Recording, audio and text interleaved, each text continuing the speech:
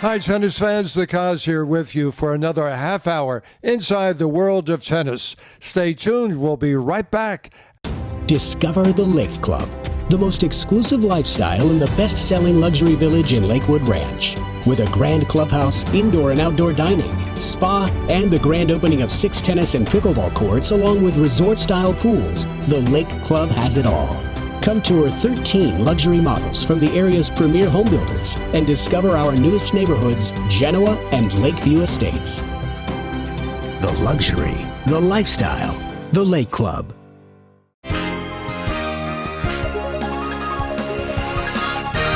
I'm Mike. I'm Bob. You're Inside Tennis with the KOZ. Hi, tennis fans. Terrific as always to be with you. Nice to see the tennis world returning back to a near normal.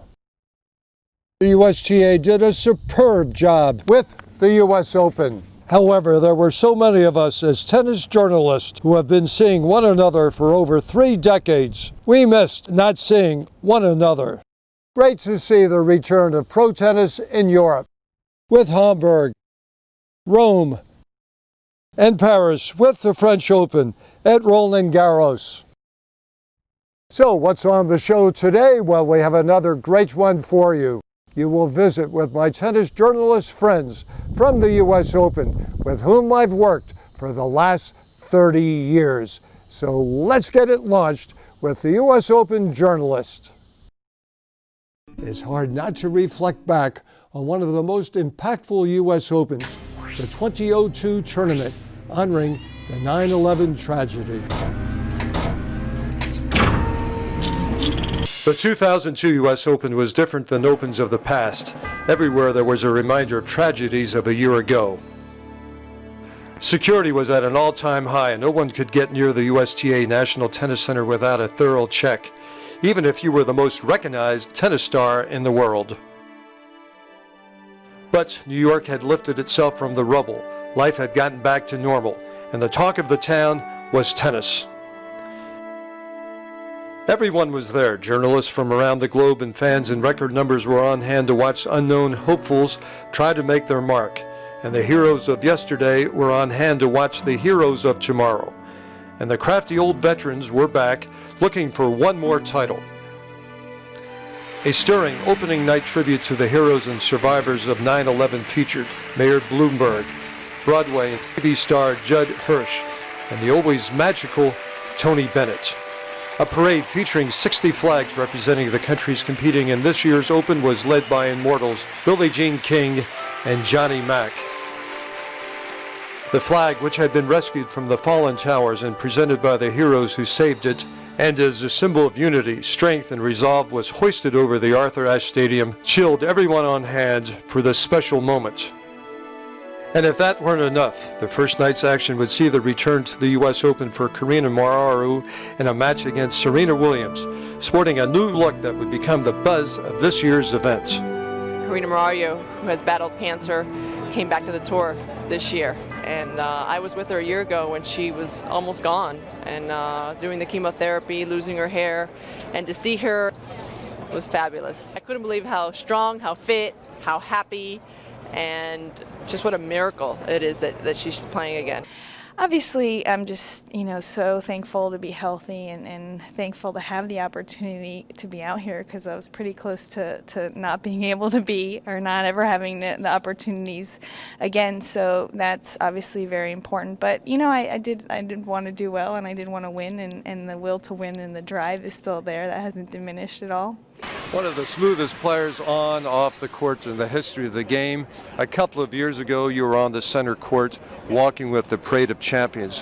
What did that moment feel like, Gabby? Oh, it was the best moment. Best moment of my career, my life.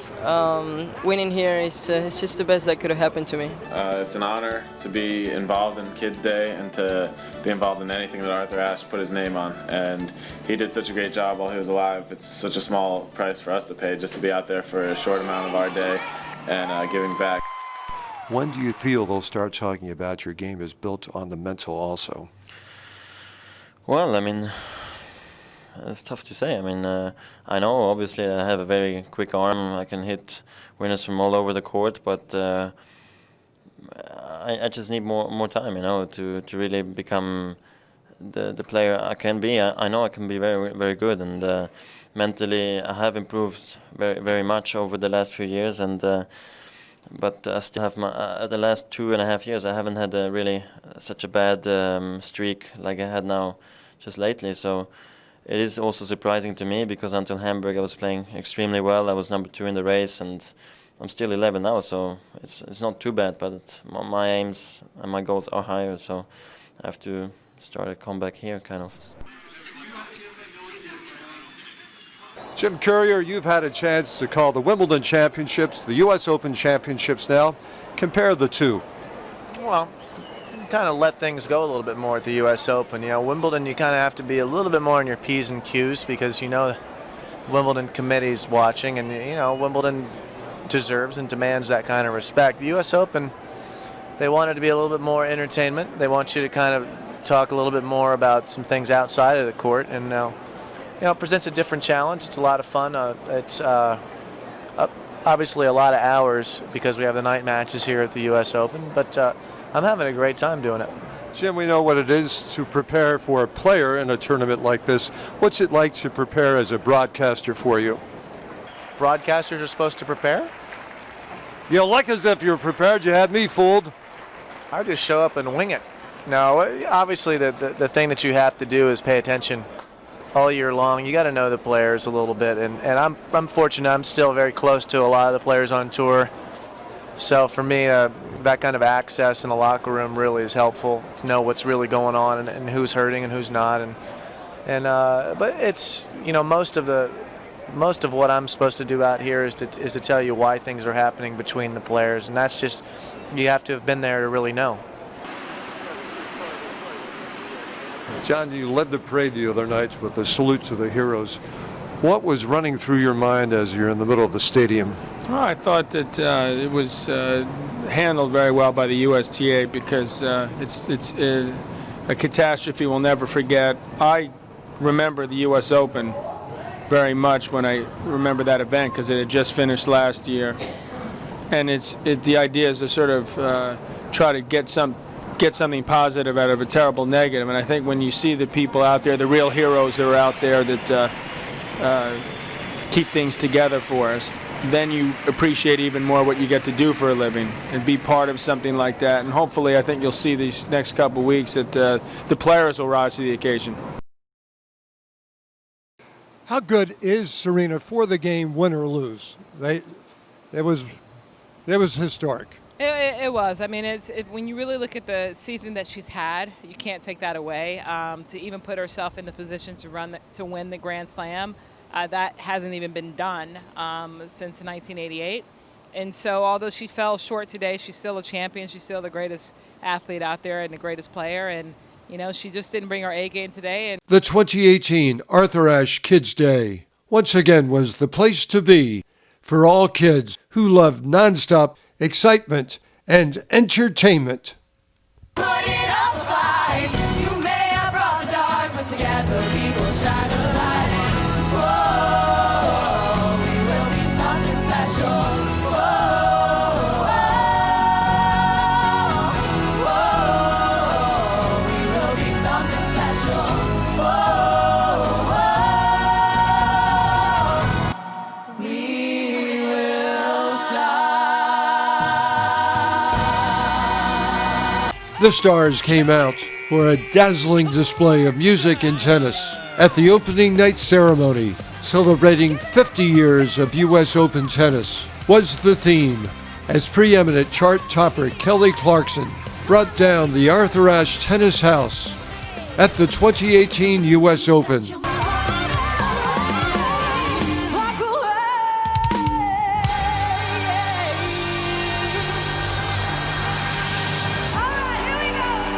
This event just has become over the years, and it gets better every year. So I grew up about 15 minutes from here, Koz, and so to come back every year, John and I got to open the new Louis Armstrong Stadium during the qualifying, and that's a tremendous new addition to the complex. So it's an honor to come back every year. I give USTA a lot of credit. Not only do you have two stadiums with retractable roofs, but I think the overall grounds and the experience for the fan, the real tennis fan, is a lot better. So credit to them and kudos to them. I think with all the things going on around the grounds, I give them an A+. A+ indeed, yep. A+. And I give you an A+ too. Okay. Last night, a nice 3-throw release out of the seats for everybody. Wow, what you do for this game of tennis, Dick. Well, you know, I have a lot of fun and certainly love it. As you know, all my grandkids play basically now, and my daughters played. I love to play. Lakewood Ranch Tennis Center. I go down and hit the ball. 80 years old, man, I'm not bad. You got Kobe in the game. What a treat to have him in the game joining you. Well, you know, the bottom line is a lot of pro athletes respect other pros of another sport. The U.S. Open fans are stunned and still recovering from Grigor Dimitrov's 5-set victory over 23 Slam champion Roger Federer. The 28-year-old Bulgarian defeated 38-year-old Federer 3-6, 6-4, 3-6, 6-4, 6-2. When you're down, you feel worse, you know. I had moments I was in the lead, most of the time. A chance to come back in the fourth, so start to the fourth wasn't ideal, start to the fifth wasn't ideal, so then I was running behind, so that was tough. I was more present, to be honest. I was more of myself throughout every point, every game that I played. In the past, it's always been very hard to play against him. He always came up pretty fiery and make an early break. And it's actually the same thing happened today, but I just, it's been a long time that I've been on that court, so for sure that I had a little bit of nerves and just trying to readjust. But I felt very comfortable from the first point, despite the fact that, I was missing a little bit here and there. I had a few opportunities, so I kept on believing in what I had to do and in my game plan, and I was moving really well. I was hitting my backhand pretty good, changing up the shots, and one of the only things for me was to try to keep them as much as possible on the court. I think I was, and I did that very well. Discover the Lake Club, the most exclusive lifestyle in the best-selling luxury village in Lakewood Ranch. With a grand clubhouse, indoor and outdoor dining, spa, and the grand opening of 6 tennis and pickleball courts along with resort-style pools, the Lake Club has it all. Come tour 13 luxury models from the area's premier home builders and discover our newest neighborhoods, Genoa and Lakeview Estates. The luxury, the lifestyle, the Lake Club.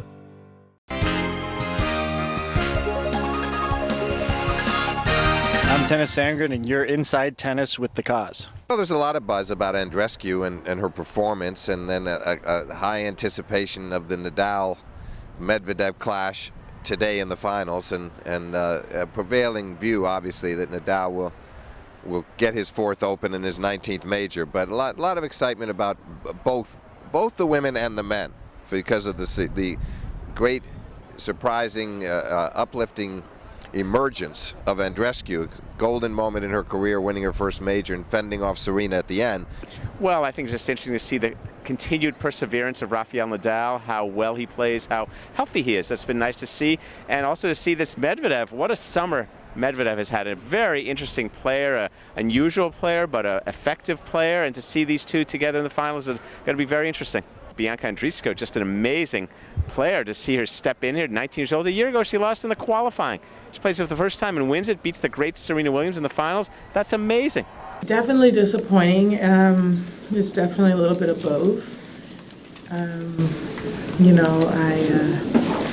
felt like I could have done so many things a little bit better, but she played really well, and she deserves this championship. I was feeling many things before the match, more than any other match. I mean, in the finals, playing Serena. So I just tried to breathe as much as I could from the moment I woke up until the match, and I tried to just do that throughout the whole match to just keep my nerves in place. It wasn't easy at all, but I think that's what I've been doing really well throughout this whole year. I had some doubts because I've witnessed her come back from being 5-0 down, 5-1 down, 5-2 down, so I just told myself to stick with my tactics. She started playing much better, and I think the crowd really helped her as well. While I was blocking out the noise, while trying to, I could barely hear myself think, really. It was really, really loud. But I guess that's what makes this tournament so special. I definitely will remember tonight. I'm sure, and even talking about Rafa's 19th Grand Slam, I'm sure he remembers his first final. Even though he won it and I lost it. But, it was an amazing match. It's an amazing story. All this summer is amazing for me, and I will remember every moment of it, and I have a really good memory if we talk about tennis. So I'll definitely remember it even when I'm like 70 years old. The last 3 hours of the match have been very, very intense, very, very tough mentally and physically too. So and at the end with the video, with the crowd that have been, as always, amazing. That all these facts that make it the moment super special and unforgettable moment at the same time.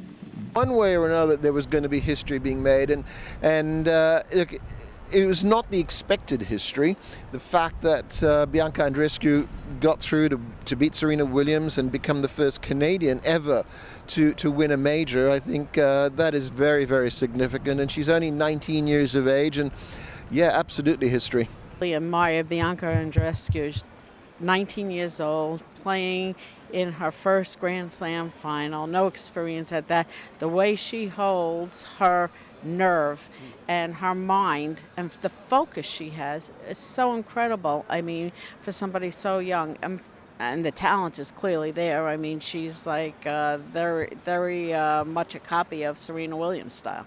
I expected actually Andreescu to win that match pretty comfortably. I was not shocked by the result, but I was surprised by the parts of Serena's game that broke down. I mean, her serve was really pretty poor in that final, and it's another just sort of final where she's left with not playing her best. Medvedev took the time to figure out what was working. He changed his tactics up a lot. He's always been a very good tactical player, came forward a lot of serve and volley, which is not normally part of his game, but the court's playing really slow here, and neither of them were just able to hit it past each other when they were both on the baseline. You were there. I saw you there the night Medvedev kind of lost it and worked it so that the motivation would come from being booed. Tonight, 1,000% reversal. Absolutely, and he, in his finalist speech, really kind of made amends with the crowd. It was really kind of fun to watch. He said, listen, you guys gave me energy when I was perhaps not behaving like I should have on the court, and now I'm going to make an adjustment, and I hope that you'll love me just the same. So it was a great moment. I also was on his court when he was cramping in his second round match against Hugo Dellien. I was courtside for the last set and a half of that match because I was convinced he was going to retire. Doesn't retire, wins the match, reaches his fourth final in a row this summer. Absolutely mind-boggling. I think we experienced against history. Again, history view. Canada won the first singles title ever in the male and the female side. Seeing Bianca win, I think it wasn't the last one. It's just a start of the new era, probably. On the men's side, maybe this was opposite. Maybe this was the last one, which we can see from Rafael Nadal. It was a epic battle, 5-setter against a new title, maybe one of the best from the new generation, against the Russian Daniil Medvedev. What about Amanda? She's for real, isn't she? She absolutely is. I think her results in the ITF Pro Circuit this summer prove that. 6 straight matches without dropping a set, but the last game was the toughest game of the week, wasn't it? Oh yeah, that was definitely a really hard match, not even looking at the score. That last game was really long, and I have a lot of respect for her. She's an amazing competitor. Well, the world has much respect for you. 4 pro events you've played, 3 as a finalist, 1 as the champion. What's it like bouncing from the pros back to the juniors? Yeah, it's definitely, I think that the pro circuit has definitely made me like stronger and like prepared me for the juniors. So I think I've been playing a lot better since I started playing the pro tournaments, and I think I've changed as a player and I think differently. I have so many more routines now that I do, and I think I'm prepared.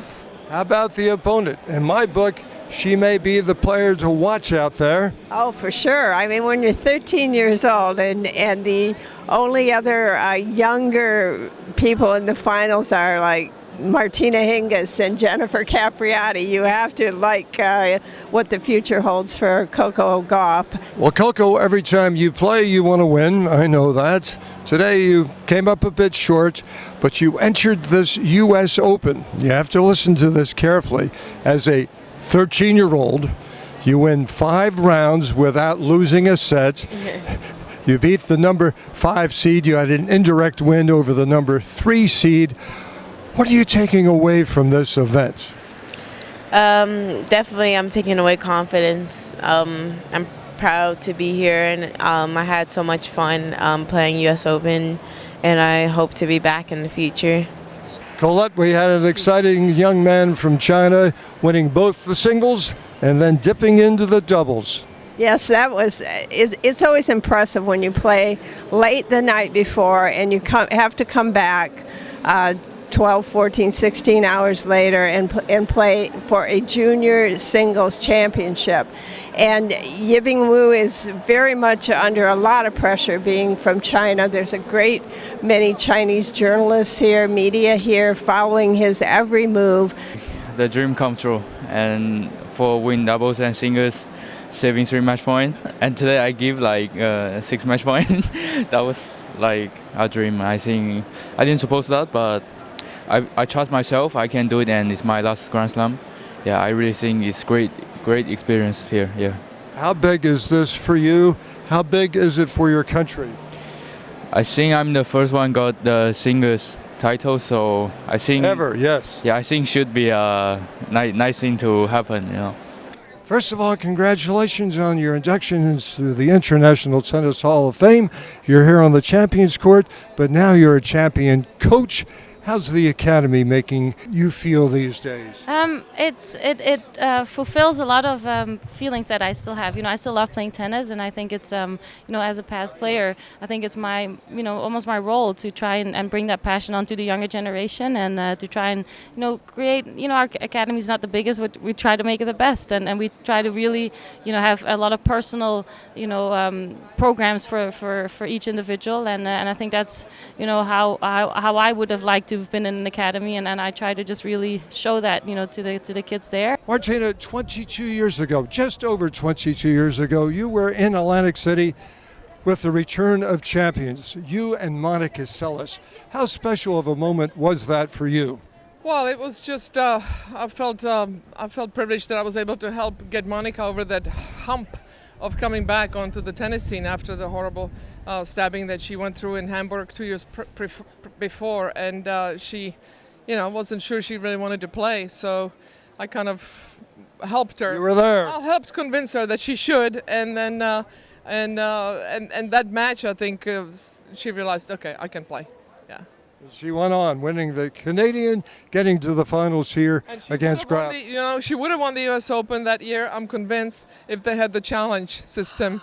She hit an ace, they called it out on a set point, the first set. Then she won the second set, and she ran out of gas. You know, it's been a lot of fun. I'm so happy that both my children play tennis, and they like it. My daughter plays high school tennis for her school in Cleveland, and my son Nicholas loves juniors and loves to compete, and now we're starting to travel outside of the state to play some tournaments, so it's been fun. You know, you never know if your children are going to follow what you love to do, but so far they both do. Who handles it better as the tennis parent, you or Tony? That's a good question. We usually don't sit together when we're watching them play.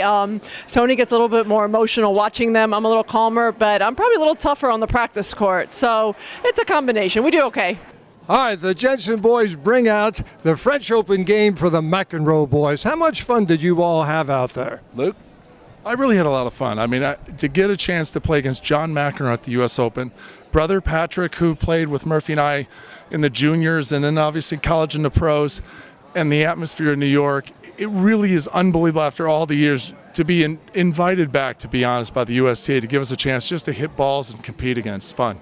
It's just fun to be out here to play in front of friends and family and old fans. I mean, there are folks here from Kansas City wearing the Jensen Brothers gear and the old Adidas stuff, and you know, we got to get them up to date with the Lacoste gear that we're wearing. And no, it's dream come true anytime you get to play on these grounds, whether it's during the U.S. Open or just any time of the year.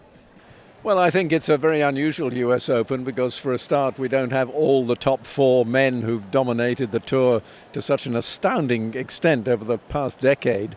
So that's opened up one side of the draw because Andy Murray pulled out at the last moment. So Rafael Nadal and Roger Federer ended up in the same half. In the women's game, it's very much the same thing. No Serena Williams, because she was busy doing something else.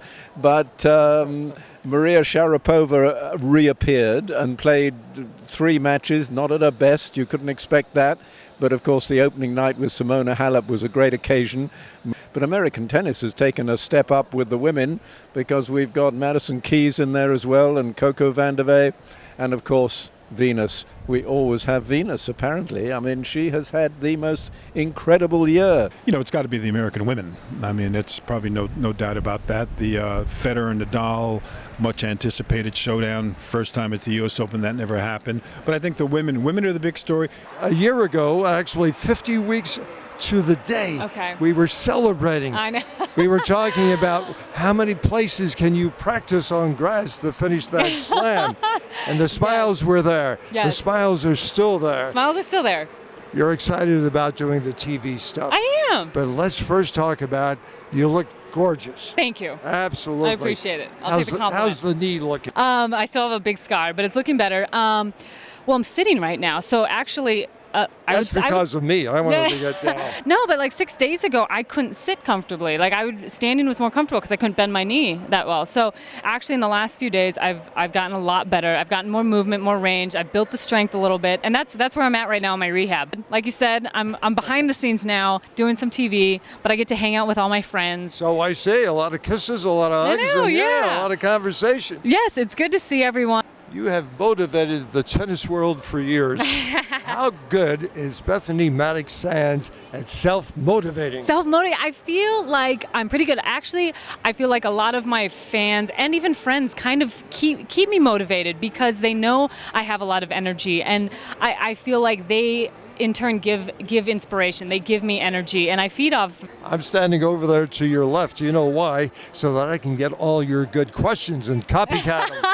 Copycat. I'm still trying to learn from you. Hey, I'm a rookie at all of this. I want to keep it fun. That's how my personality is. Remember, in tennis scoring, love means nothing, but love of the game means everything.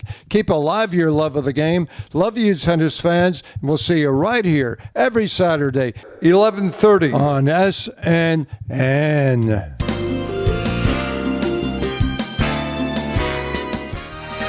Hi, everybody. I'm Mary Carrillo, and you're Inside Tennis with the KOZ, the legend.